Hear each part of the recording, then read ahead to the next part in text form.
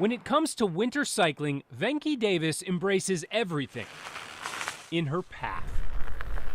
For me, because I'm just out here for fun, I just like the more the snow, the merrier, but that's the way I am. Then again, she knows not everyone has the equipment to do the same. There's a lot of people out there who have skinny tire bikes, and they need to know if the trails are cleared.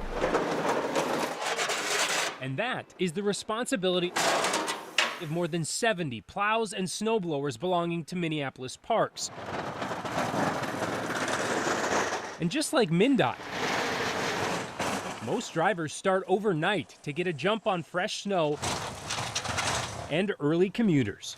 You have the people stop you and thank you a lot, and and then you have other people throwing their hands up in the air. Why are you here? I'm like, you want to run in the snow? Have at it. If you have a long jog with wet shoes. Andy Long has been plowing bike paths for 10 years, but for the first time this year, technology on his truck This is an AVM. is being synced with this real-time mapping app, which shows exactly where he and his coworkers are and which routes have been cleared. Regardless if it's snow or, you're still going to have your joggers and your bikers out there. And it'd make it easy on them so they can time it, They need to know if those trails are cleared and when they've been cleared.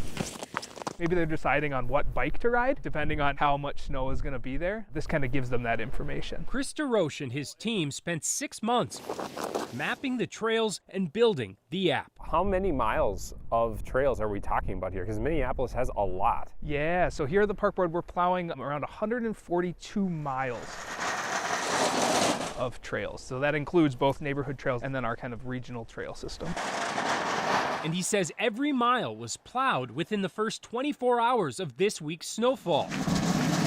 But crews and the app continued working all week. We go back through the system knowing that there's drifts and there's things that need to get cleaned up. Speaking of that, if you notice an area that is in need of another pass, there's a new interactive map for that allows you to submit requests, track their status, and potentially help all of this become more efficient for next time.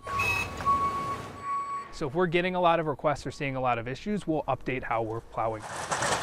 Maybe that section will be plowed earlier, maybe it'll be plowed later, or we'll actually have, staff come out and review that because we know that that's an issue. I would start using it right away. I didn't even know it existed. It's incredibly essential for people because they can predict what the trails are like for them to get to work. That would be a huge plus on a day where there's snow. If you want to get out, earlier in the day, wait later in the day. Andy says he and his fellow drivers are definitely happy to help. You have a lot of people waving and thanking you, all the time. So that's good to see that. It's means of transportation to and from work, more power to you. Just bundle up.